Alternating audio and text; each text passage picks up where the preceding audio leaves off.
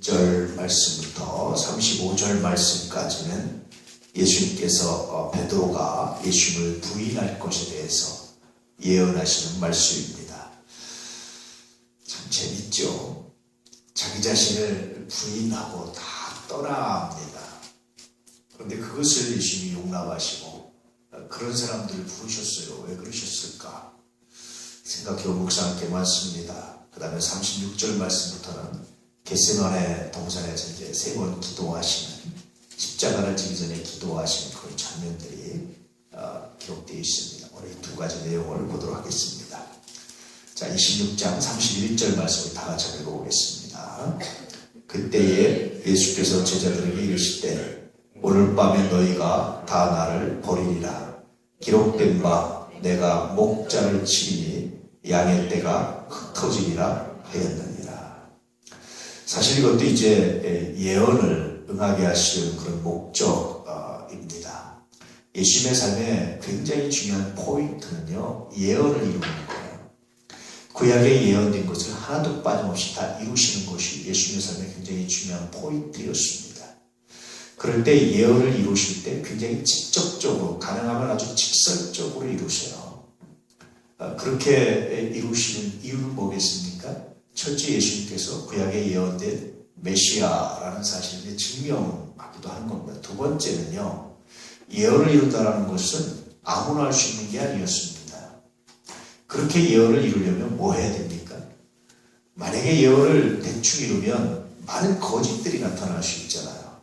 그래서 철저하게 하나도 빼놓지 않고 완벽하게 마지막 돌아가시는 녀석까지도 완벽하게 예언을 이루셔서 아무도 흉내내지 못하게 하는 거예요.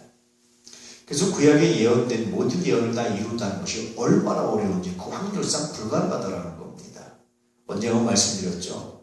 대략 여러분 확률을 따지자면 확률상 불가능하지만 예컨대 대한민국 전체 지도를 편편하게 펴놓고 대한민국 땅 넓이에다가 대한민국 땅을 편편하게 탁 펴놓고 500원짜리 동전, 100원짜리 동전이 1m 정도 쌓으면요. 얼마 몇 개가 되겠어요, 그게? 그 중에 하나랍니다, 확률이.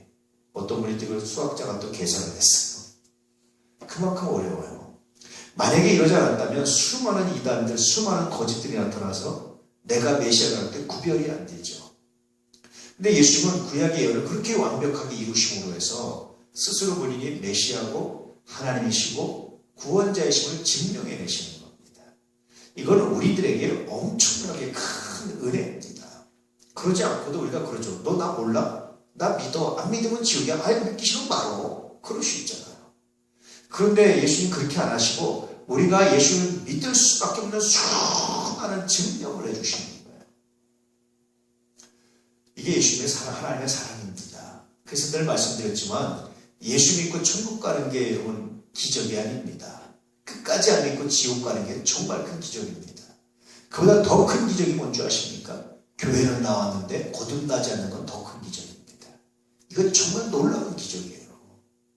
그러니 여러분, 오늘 다시 말씀을 통해서도 예수님께서 왜 그렇게 예언에 집착하셨고 예언을 이루셨는지를 생각하셔야 됩니다.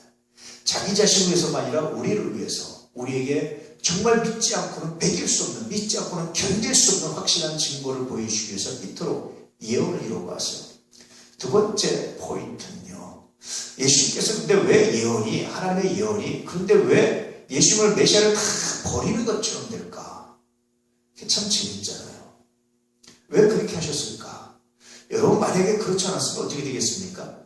여러분 이단들도요, 근데 시한부 정권은 실패하고 뭐 문제가 돼서 흩어지잖아요. 근데도 다 흩어져요. 꼭 추종자들이 생깁니다.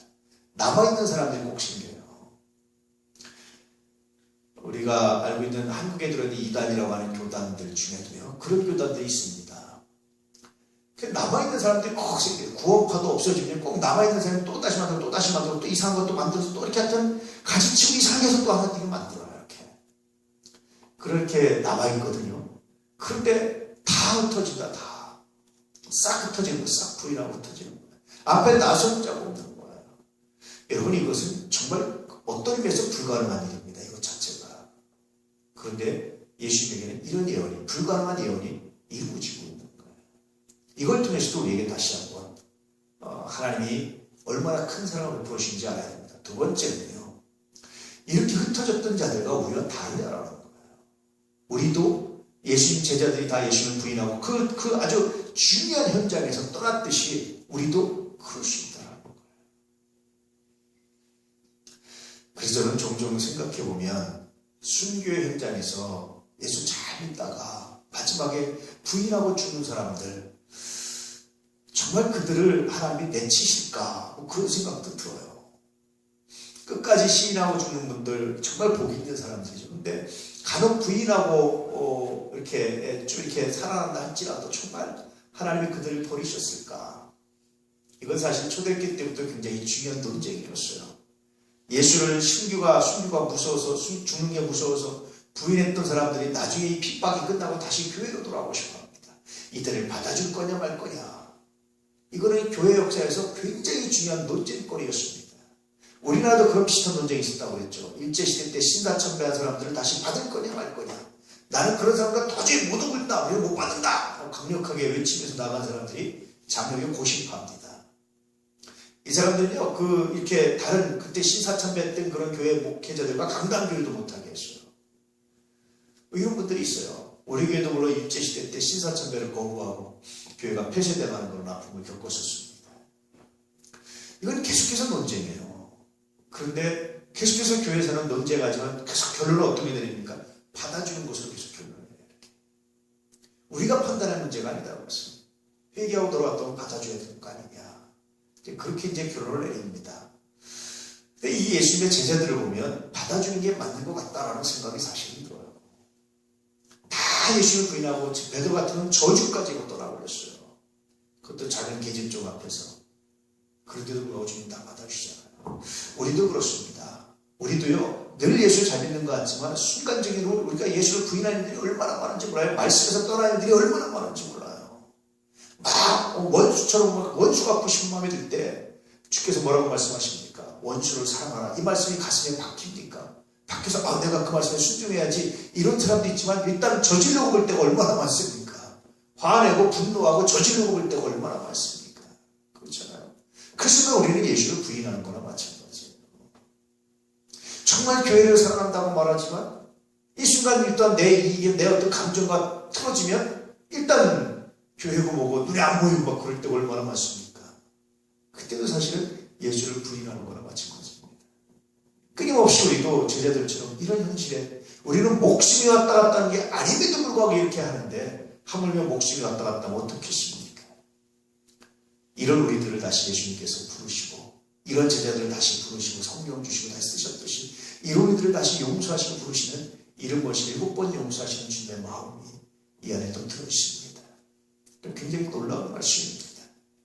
자, 32절 말씀. 그러나 내가 살아난 후에 너희보다 먼저 갈릴리로 가리라. 예수께서 죽는 것에 대해서 말씀하셨어요. 그때 너희들이 내 죽음에서 다 나를 떠날 것이다. 성경에 예언되기를 목자를 치니까 양떼가 다 흩어진다는 예언이 이루어질 것이다. 그런데 내가 부활하고 너희보다 먼저 갈릴리로 갈 것이다 라는 말씀은 다시 이들이 예수를 부인했지만 회개하고 다시 어디로 모이는 겁니까? 갈릴리로 모일 거에 대해서 말씀하십니다. 단순히 떠나고 버리는 것만이 아니라 그 다음 것까지 예수님 말씀하십니다. 내가 너희보다 먼저 갈릴리로 갈 것이다 라는 말씀은 어떤 의미입니까? 이제는 만약에 예수님이 똑같이 육신의 연약함을 가지고 있었으면 죽었다가 근데 십자가에 상처받고 있는데 어떻게 먼저 가겠어요? 부활하신 예수님. 그분은 이제 현재 우리의 육신의 연약함만이 아닌 하나님이 되신 그분. 물론 육신을 갖고 계셨지만 육신대로 부활하셨지만 여전히 그는 우리가 좀 더 다른 의미입니다. 부활. 그런 자기 자신에 대해서 이제 나타내고 그들이 제자들이 그럼에도 불구하고 다시 갈릴리로 모일 것에 대해서 예언을 하시는 거예요. 자, 33절 말씀. 베드로가 대답하여 이르되 모두 주를 버릴지라도 나는 결코 버리지 않겠나이다. 모든 사람들이 다 주님을 외면하고 다 그런다 할지라도 나는 결코 주를 위해서 실족하지 않을 겁니다. 많은 사람들이 주님 때문에 실망하고 주님이 십자가에 죽는다는 사실 때문에 많은 사람들이 실망하고 주님을 떠날지라도 나만은 실망하지 않을 겁니다. 나만은 실족하지 않을 겁니다. 나만은 주님의 앞에 어떤 모습을 보여도 나는 주님을 신뢰할 겁니다. 이런 고백을 하는 거야. 자, 믿음은 몇 가지 종류가 있다고 그랬죠. 첫 번째 믿음은 사실적 믿음이라고 그랬죠. 사실적 믿음은 뭡니까? 사실로 드러나는 그 순간만 믿는 거예요. 내가 인정하는 범위 내에서만 믿는 거예요. 어떤 사람이 훌륭합니다. 내가 그 사람을 훌륭하다고 생각하고 내가 생각하는 훌륭한 일을 하기 때문에 믿어요. 근데 그 사람이 실수를 했어요. 굉장히. 그럴 때 사람들이 어떻게 하면 믿음을 다 거둬들입니다. 이건 사실적 믿음이에요. 예수님께서 제자들에게 이렇게 말씀하시면 너희들은 나한테 사실적 믿음만 가지고 있다.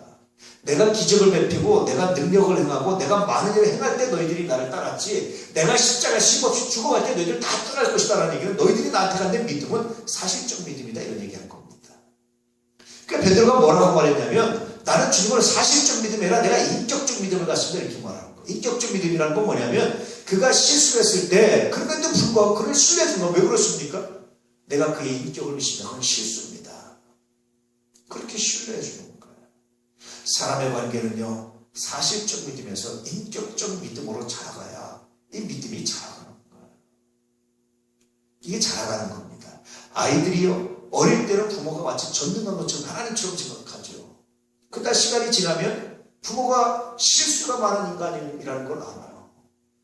그래서 어릴 때 믿음은 사실적 믿음이에요. 내 눈앞에 보이니까. 사춘기가 지나면 그 믿음을 걷어가는 거죠. 우리 부모도 실수가 많구나, 문제가 많구나, 약하구나, 다가 아니구라는 걸 아니까 걷어가는 거예요. 그 사춘기가 지나고 나야 비로소 부모의 실수도 받아들이고 인정해서 어떤 믿음으로? 인격적 믿음으로 자라요. 베드로가 예수님께 그렇게 말하는 겁니다.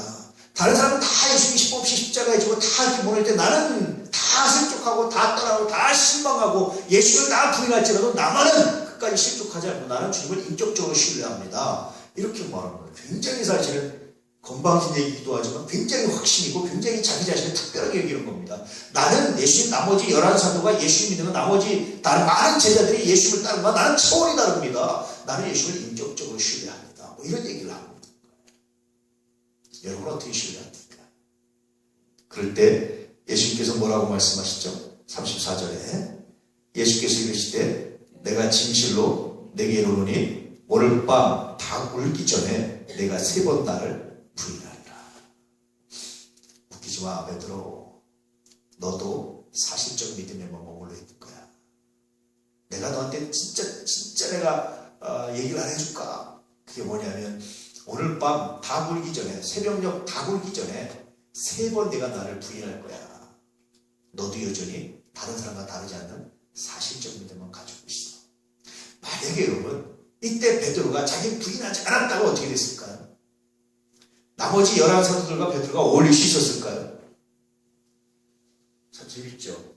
나머지 어울릴 수 있었을까요? 우리나라 고신파 장로비가 떨어져 나간 것처럼 나는 끝까지 순교를 지키고 나는 끝까지 순교를 신사참배하고 나는 끝까지 믿음을 지켰다라고 말하면서 차별성을 들려고 하지 않을까요? 저는 끝까지 신사참배하고 믿음 지키는 건 정말 잘한 일이라고 생각합니다.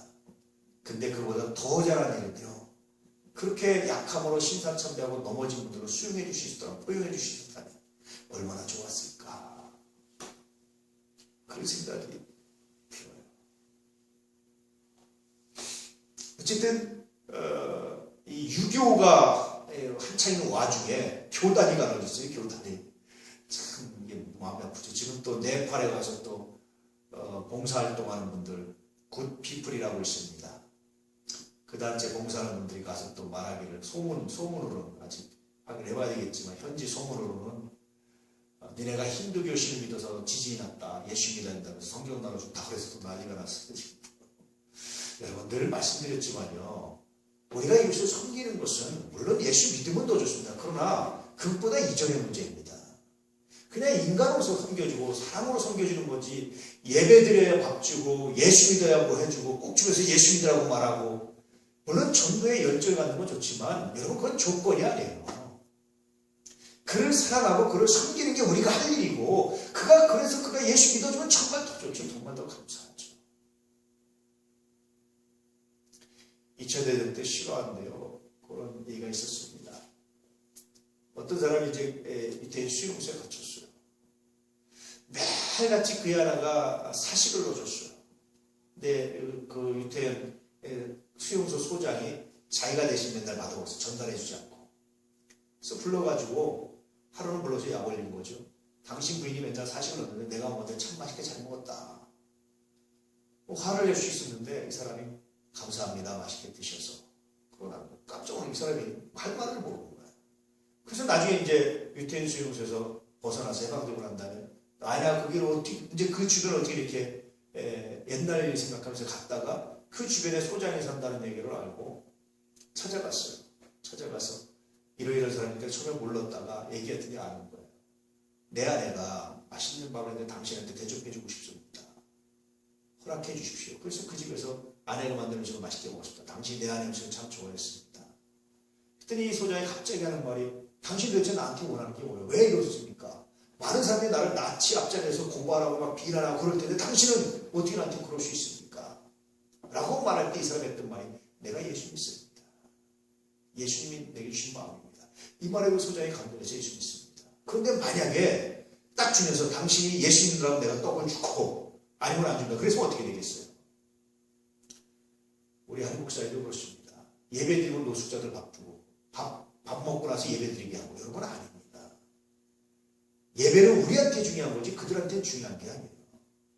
정말 아무 조건 없이 섬기려면 섬기고 그래서 우리의 섬기에 그들이 감사해서 이렇게 따르는데 그건 정말 감사하고 귀한 일이죠.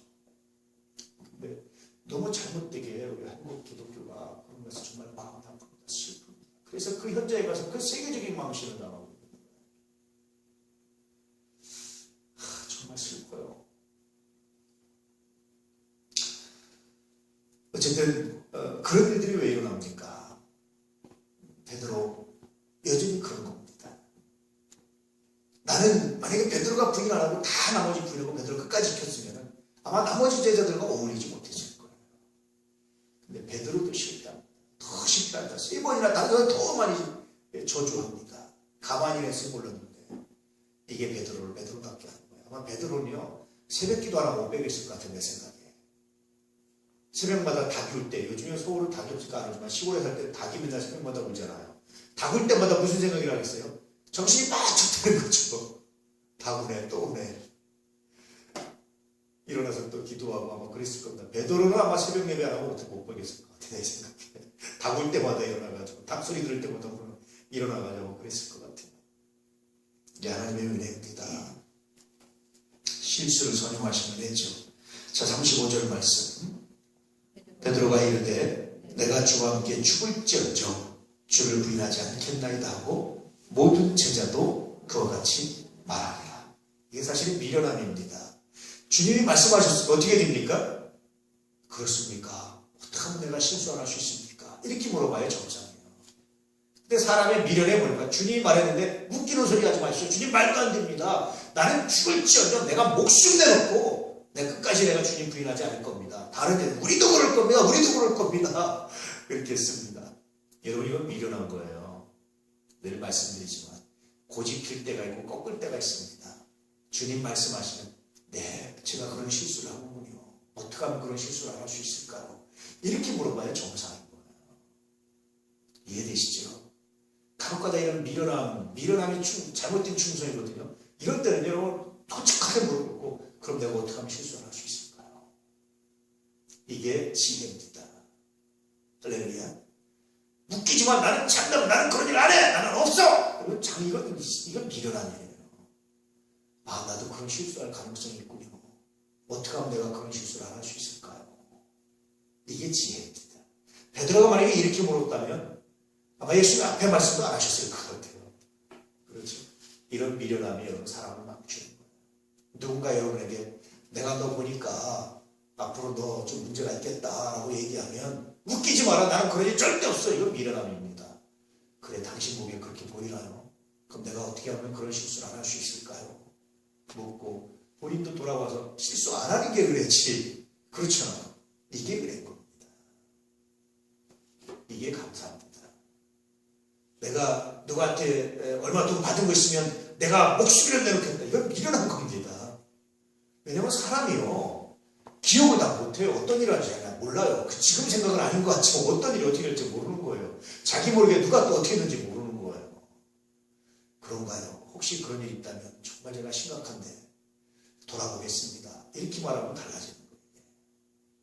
이해되지 무슨 말인지? 이 끝까지 미련함을 가지고 있습니다. 혹시 여러분들에게 누군가 그렇게 한다면 웃기지 마. 나는 절대 그렇게 안 할까. 나는 그런 일 없어. 이렇게 말하지 말고 그럴 수 있죠. 어떻게 하면 내가 그런 실수 안 할 수 있을까요? 이렇게 물을 수 있는 지혜가 있기를 주님으로 축복합니다. 할렐루야. 우리는 아무도 완벽한 사람이 없어요. 완전한 사람이 없습니다. 그래서 늘 살아가면서 많이 생각하는 게 말이에요. 말. 단정적으로 말하지 보통 의견으로 하는데 단정적으로 듣는 경우들도 많고요.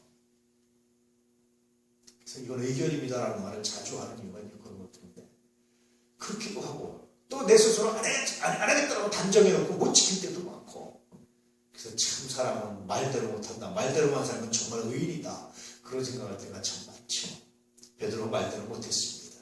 물론 하나님의 은혜는 뭡니까? 그렇게 말대로 못한 베드로를 또다시 사랑하시고 또다시 세우시고 또다시 용서해 주시는 것이 하나님의 은혜입니다. 그러니까 우리 모두 다 지금까지 살아있는 것 같습니다. 자, 이렇게 이걸 통해서 예수님은 부인하는 제자들 그런데 그 제자를 통해서 다시 하나님의 일을 계속해서 하시는 주님. 이 부인을 통해서 우리 주시는 메시지가 얼마나 귀하게 다가오는지 이 메시지를 들으시고 깨달을 수 있기를 축복합니다. 이제 겟세마네 동산의 기도로 넘어가겠습니다. 36절 말씀. 이에 예수께서 제자들과 함께 겟세마네라는 곳에 이르러 제자들에게 이르시되 내가 저기 가서 기도할 동안에 너희는 여기 앉아있으라 하시고 다른 성경이 잘 안 나오는데요. 이게 제가 보니까 예수님 홀로 기도하러 가셨지 제자들 너희들 기다리고 있어 함께 기도해 이렇게 말씀 안 하셨던 것 같아요. 이건 제자들한테 굉장히 낯선 일이었던 것 같습니다. 제자들은 저녁이 되면 자야 되는 거고 아침이 되면 깨야 되는 사람들이에요. 근데 예수님 이날은 뭐합니까? 기도하는데 다른 때는 자라고 혼자 산으로 기도하러 가시고 새벽 내 기도하시고 새벽 미명이라 기도하시고 혼자 하셨는데 이날만은 깨어 좀 있어봐 여기 있어봐 그리고 조마치 뛰어서 멀지 않은 거리에 가서 기도를 하시는 거예요. 왜 그러셨을까요? 다른 때 같으면 안 그러셨는데 왜 그러셨을까요? 아마 기도하는 모습 마지막으로 기도하는 모습을 좀 가르치고 싶으셨던 것 같아요. 십자가 앞에서 예수님이 하나님이시기 때문에 아무런 기도도 없이 그냥 가서 하신 것이 아니라 하나님이신 예수님도 기도하신 모습 그래서 제자들이 기도의 모범을 보여주시지 않았을까 그런 생각이 듭니다. 자 37절 시작.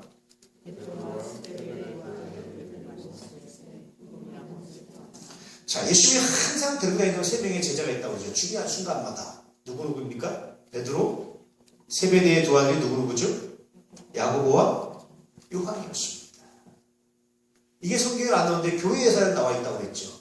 야고보 어떤 사람입니까? 사도 중에 맨 먼저 순교한 사람. 요한 어떤 사람이죠? 맨 마지막까지 살아남아서 다른 사도들이 순교한 다음에 20년 이상을 살아남아서 사도시대를 쭉 마무리한 사람. 그리고 다음 세로 넘겨줘요. 만약에 요한이 그렇게 안 했다면 여러분 기독교의 12가지 칼라 왔을 겁니다. 다 모아서 정리해서 다음 세에 탁 해서 정리를 넘겨줍니다. 그래서 요한복음은요 정리되어 있는 거예요. 요한 1, 2, 3, 4 요한이 기록한 것은 정리한 겁니다. 이걸 다 모아서. 그래서 엉뚱하게 가는 거예요. 베드로 어떤 사람입니까? 수제자로서 사도제 전체를 드라이빙 했던 사람. 베드로입니다. 이 세 사람이 나머지는 다 그 사이에 껴있는 거예요. 이렇게 껴있는 거예요. 그러니까 굉장히 많은 제자들 중에 12명 뽑으셨거든요. 그 12명 중에 3명 뽑아가지고 나머지 그 사이에다 끼워넣는 거예요. 이렇게. 베드로와 야고보와 베드로 사이에 끼워넣고 베드로와 요한 사이에다 끼워넣는 거예요. 이렇게. 그러니까 나머지는 그대로 따라가면 되는 거예요. 이렇게 가는 대로 가면 돼요. 그러니까 굉장히 많은 제자 중에 12를 택하시 12 중에도 3명을 택하시 3명을 특별히 데리고 다니시는 거예요. 여러분 이게 굉장히 중요합니다. 항상 모든 일하는 게 그런 거예요. 수천 명이 있어도 진짜 핵심적으로 일하는 사람 몇 명이 안 돼요. 그 중에서도 다시 핵심적으로 일하는 사람 몇 명이 안 됩니다. 불과 두세 명, 3명 정도. 근데 그 3명의 역할이 의미가 있다는 거죠. 어쨌든 그들을 데려가시면서 예수님께서 그렇게 말씀하셨습니다. 고민하고 슬퍼하셨다. 아마 제자들이 보기에 처음 보는 모습일 거예요. 아니 저분도 십자가 앞에 저렇게 두려워하나? 죽음 앞에 저렇게 두려워하는 거 아니야? 뭐 이런 생각이 들 수도 있었죠. 자 38절 이에 말씀하시되 내 마음이 심히 고민하며 죽게 되었으니 너희는 여기 머물러 나와 함께 깨어있으라 하시고, 제자들보다 다시 특별히 3명만 데려나서 내 마음이 심히 고민하고 내 마음이 정말 죽게 됐다, 내가 죽을 만큼 괴롭다, 처음이 주 예수님께서 이런 말씀하시죠. 여기 있어서 내가 저기 가서 기도할 테니까 너희도 함께 나를 위해서 기도해다오 그렇게 하셨어요. 자, 39절 말씀. 조금 나아갔다는 얘기는 소리가 들릴 정도입니다. 기도 소리가. 조금 나아가사 얼굴을 땅에 대시고 엎드려 기도하여 이르시되 내 아버지여 만일 할만하시거든 이 잔을 내게서 지나가게 하옵소서. 그러나 나의 원대로 마시옵고 아버지의 원대로 하옵소서 하시고. 다른 성경에 보니까 땀방울 핏방울이 기도하셨다고. 그럼 예수님께서 딱 요 한마디만 하셨겠습니까? 요 한마디를 한 2-3시간 하셨겠습니까? 많은 기도를 하셨죠. 근데 제자들이 왜 요 한마디만 기록했을까요? 가장 중요하기도 했지만 제자들은 뭐하고 있었습니까? 네, 졸고 있었어요. 아마 앉았으면 예수님의 기도를 더 많이 기록해서 복음서가 더 많이 길어졌을 거예요. 아마. 1시간 내내 하던 기도 이렇게 기록했을 거예요.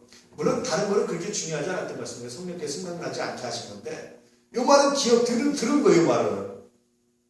이 말은 들은 겁니다. 나머지 졸고 있다가 깜빡했는데 이 말을 듣고 또 졸은 거예요. 안 들었으면 예수님이 어떤 기도하셨는데 다 드러났을 텐데, 그렇죠? 어쨌든 그래서 깜빡하고 이렇게 했는데 예수님이 기도를 하셨는데 어떤 기도를 하셨냐면 아버지요 만일 할만하시거든 할 수만 있으면 아버지 다른 방법으로도 인간을 구원할 수 있지 않습니까? 꼭 내가 십자가 지나도 할 수 있지 않습니까? 나를 십자가 지게 하는 그런 죄를 안 짓게 하고도 할 수 있지 않습니까? 예수님께서 십자가를 지고 하실 때 자기를 향해서 오는 여자들에게 뭐라고 말합니까? 예루살렘 여자들아 나를 위해서 말고 너와 너희 자녀들을 위해서 오라고 말씀하시죠. 이후에 유대인들은 엄청난 고통을 당합니다. 히틀러에서 600만 학살당한 것은 여러분 하나의 대표적인 사건뿐이고요. 계속해서 얼마나 심각한 이 학살과 고통과 이 멸종의 위기를 많이 겪었는지 몰라요. 멸종의 위기를. 유대인들은 계속해서 유럽에서도 굉장히 참고합시다. 굉장히 차별을 받고 삽니다. 게토라고 하죠. 게토. 게토라는 게 뭐냐면 유대인 집단 거주지예요. 다른 지역들은 다 수도도 놔주고 예컨대 하수도 해주고 다 해주는데 유대인들 거주지는 그런 거 안 해줬어요. 할렘가처럼. 그렇게 만들었어요. 유대인들이 얼마나 무시했는지. 유대인들이 의지하고 살 때는 돈밖에 없었어요. 중세 그리스도인들, 중세 기독교는요. 돈누리하거나 돈 만지면 상업, 장사하는 사람들 아주 천하다고 생각을 했어요.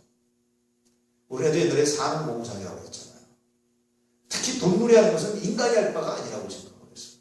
그래서 그리스도인들은 못하게 했어요.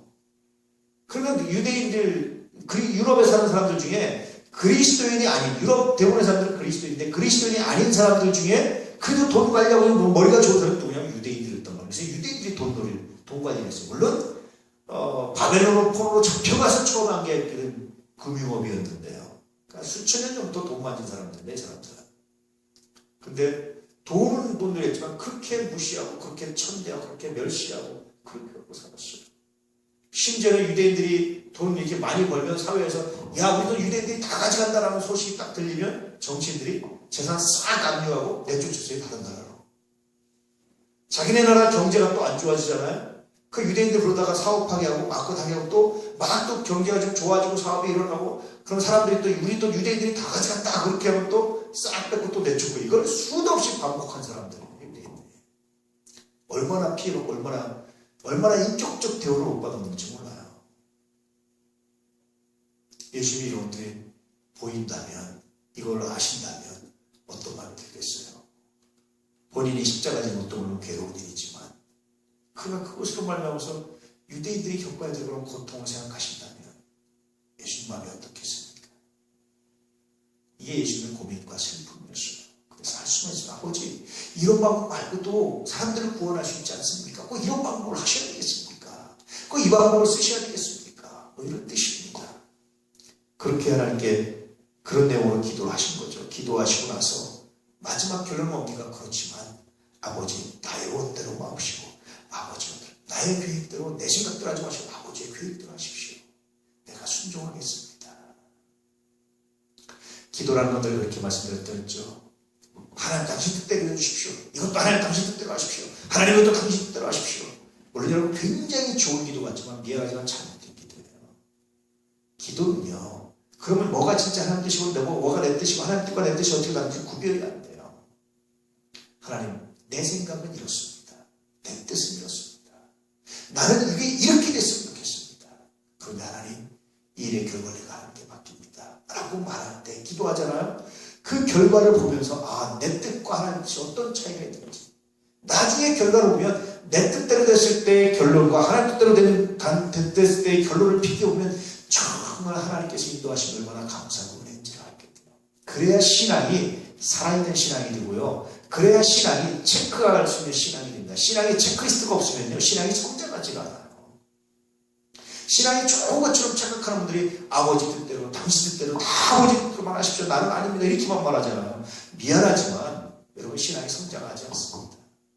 신앙은요. 철저하게 내 뜻과 하나님 뜻이 구별되고 내 뜻이 아니라 하나님 뜻이 이루어질 때 그 선한 열매가 나타났을 때 비로소 인격적 믿음을 갖게 되는 거예요. 더 나아가서 영적인 믿음을 갖게 되는 겁니다. 예수님 이런 모범을 우리에게 보여주셨어요. 그래서 여러분 기도할 때 여러분의 계획을 하나님께 알으십시오. 하나님 내 계획은 이렇습니다. 내 생각은 이렇습니다. 나는 이렇게 됐으면 좋겠습니다. 그런데 하나님 나를 나보다 더 사랑하시는 하나님을 내가 믿기 때문에 이것의 응답도 하나님께 맡깁니다. 가장 선한 길을 인도해 주십시오. 그리고 나서 나중에 결과를 보십시오.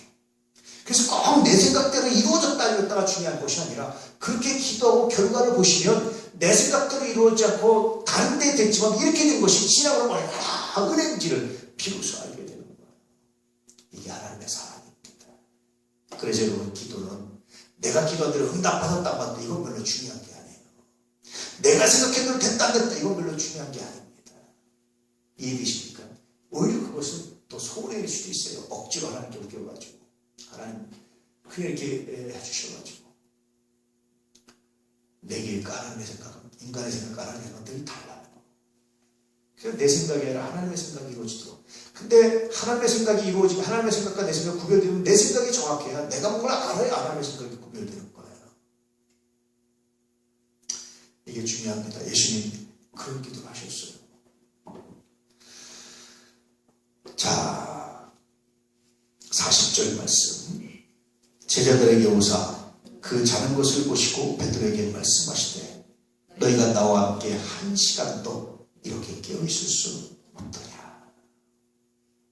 비몽사몽간에 예수님이 그런 기도하고 들어서 그런 기도 하시는구나 하고 또 잘 들었어요. 예수님께서 와가지고 베드로한테 베드로야 너 나 위해서 목숨도 바친다며 너 나 위해서 1시간도 깨울 수 없더냐. 1시간 하셨습니다. 왜 그랬을까요? 왜 그랬을까요? 이건 베드로나 제자들에게는 정말 사랑의 메시지입니다. 용서의 메시지죠. 너 나 위해서 깨어있지 못해. 너 같은 놈 필요 없어. 발로 빵 쳐버렸으면 아닐 텐데 그렇게 깨어있지 못하는 사람들 다시 부모하십시오. 예수님의 놀라움입니다.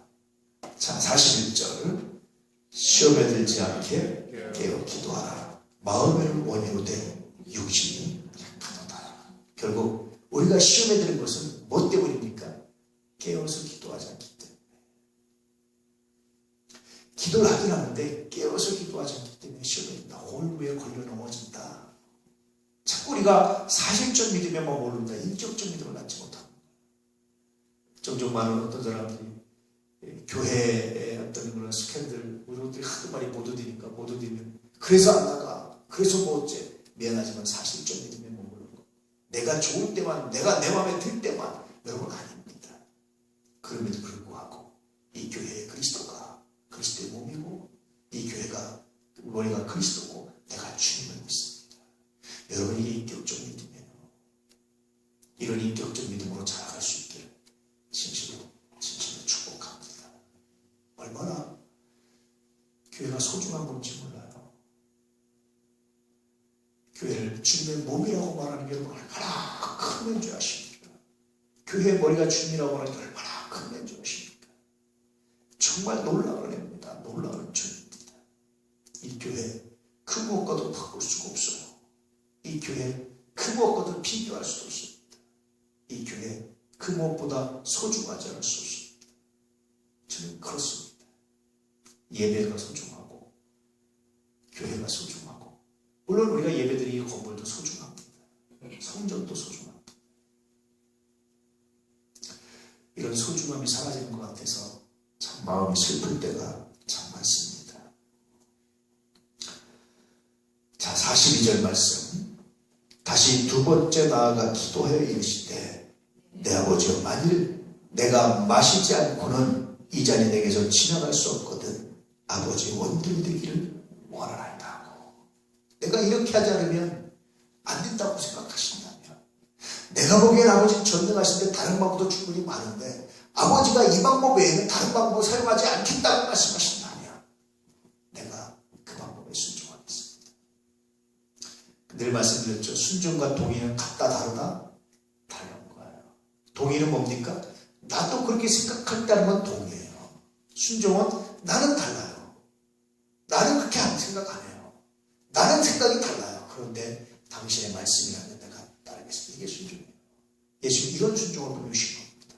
나는 아버지 이 방법 말고도 전능하신 아버지 얼마든지 다른 방법이 많다고 생각합니다. 충분히 그럴 수 있습니다. 나는 다릅니다. 생각이. 그런데 아버지의 뜻이라면 나는 다르지만 내가 따르기로 합니다. 이게 순종이에요. 위에 있는 권위들에게 순종하라, 순복하라 이렇게 말씀하시죠. 늘 말씀드렸지만 그러면 그 사람이 완벽합니까? 하나님은 완벽하죠. 예수님도 완벽합니다. 그런데 사람은 완벽하지 않잖아요. 잘못하면 사람한테 순종하려고 다 실패하는 거예요. 사람한테 하는 게 아니라 누구한테 하는 겁니까? 나에게 권위자로 세우신 하나님께 하는 거예요. 그분이 사람이 완벽해서가 아니라 그분을 나의 권위자로 세우신 하나님 때문에 내가 합니다. 혹시 문제가 있고 혹시 아픔이 있다니 하나님 선용하시고 아름답게 내가 믿고 하나님을 믿고 내가 순종합니다. 이게 믿음이에요. 근데 잘못하면 사람한테 합니다. 여러분 미안하지만 사람한테는 순종의 대상이 아닙니다. 그 누구도 순종하게 할 만큼 완벽한 사람은 아무도 존재하지 않습니다. 완벽한 지혜를 가진 사람도 없고 완벽한 생각을 가진 사람도 없어요. 그런데 왜 하느냐? 그 사람이 아니라 내가 하나님께 하는 거예요. 하나님께서 나에게 권위자를 주셨다면 하나님께서 나에게 권위자로 세우셨다면 내가 하나님을 믿기 때문에 순종합니다. 그의 말이 완벽해서가 아니라 내가 하나님을 믿기 때문에 혹시 문제가 있고 혹시 문제가 있다 할지라도 하나님께서 선용하시고 내가 믿기 때문에 순종합니다. 이게 순종이에요. 현대인들이 순종하지 못하고 첫 번째는 순종과 도리를 혼돈해서 그렇습니다. 두 번째는 사람한테 순종하려고 하니까 못하는 거예요. 완벽한 사람 없습니다. 순종하게 할 만큼 완벽한 사람은 세상에 존재하지 않아요. 하나님께 하는 겁니다. 순종은. 이해되시죠? 나의 권위자로 세우신 하나님께 하는 거예요. 그 생각이 하는 게 아니라 내가 하나님을 믿는, 전능하신 하나님을 믿는 거예요. 무에서 유를 창조하신 하나님, 물로 포도주를 만드신 하나님, 내가 그 하나님 믿습니다.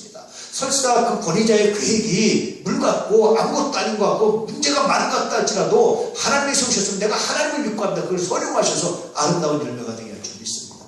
이 믿음으로 하는 거라니까. 이게 순종입니다. 예수님 그 길을 걸어가셨어요. 근데 제자들이 또 자고 있었어요. 자고 있는데 다른 기도는 다 잊어버렸는데 언뜻 들으니까 또 이 기도하고 계시는 거예요. 예수님이. 땀방울이 그렇게 열심히 기도하셨는데 이 기도하고 있습니다. 밤이 맞도록 기도하셨는데 이 기도만 들은 거예요. 참 그렇죠.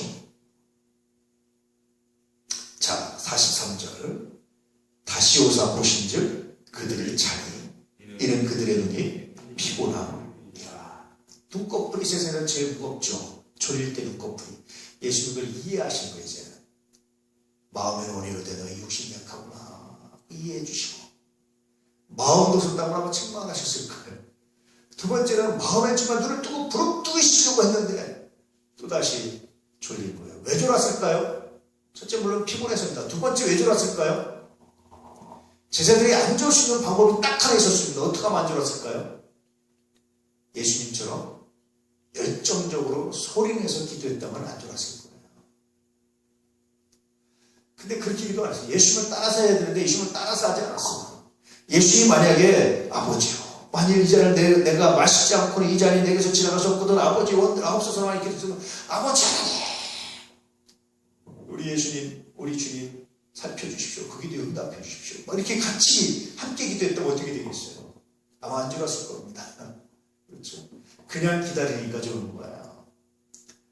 늘 얘기하지만요, 시켜서 하는 일은 싫어요. 아무리 좋더라도.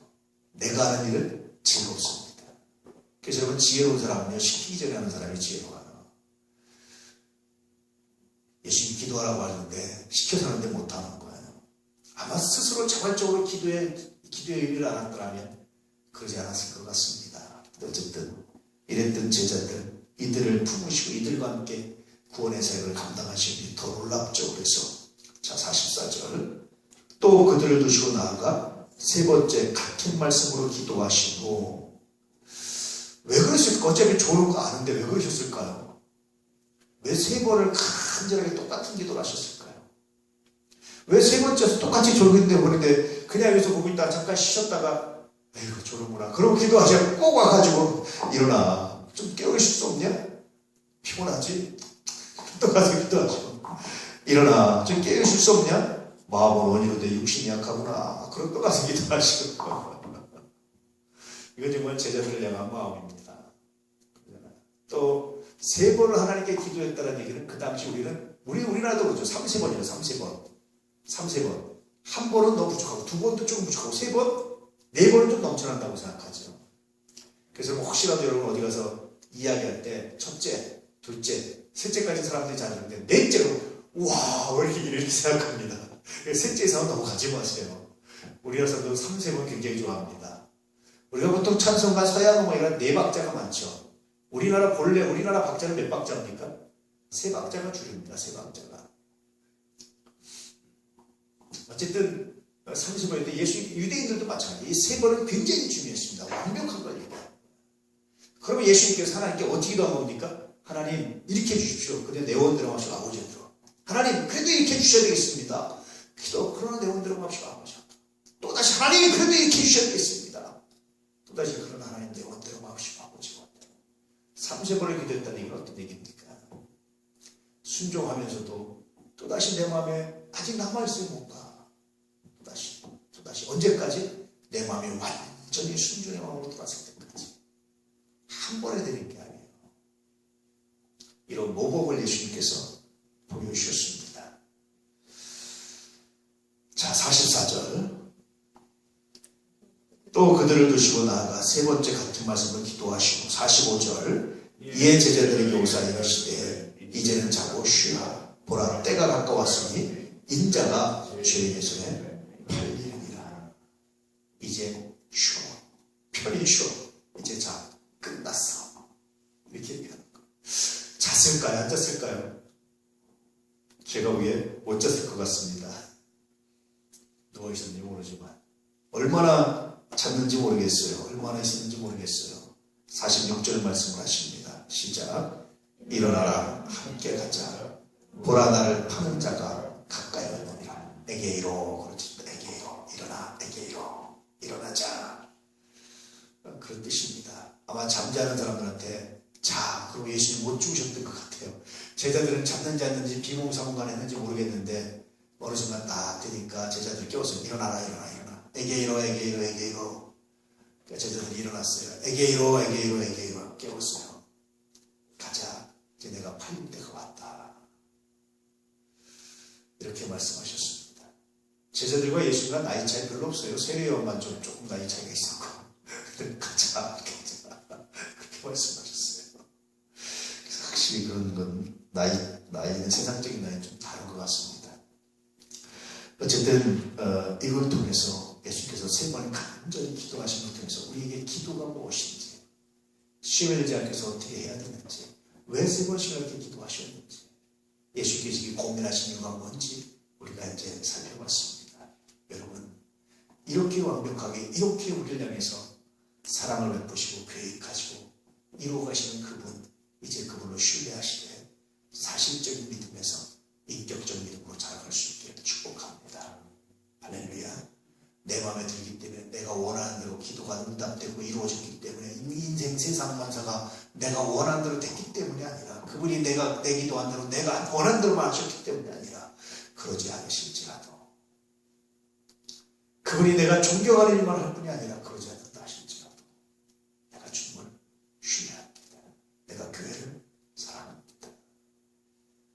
순종과 도미를 착각하지 않고 또 순종의 대상을 잘못 정하지 않기를 주 이름으로 축복합니다. 그렇게 주님 함께 하셔서 우리의 평생 우리의 삶이 진심 주님께 일납되고 인정받는 주님과 동행하는 귀한 삶이 되시기를 축복합니다. 기도하겠습니다. 할렐루야. 보좌 안에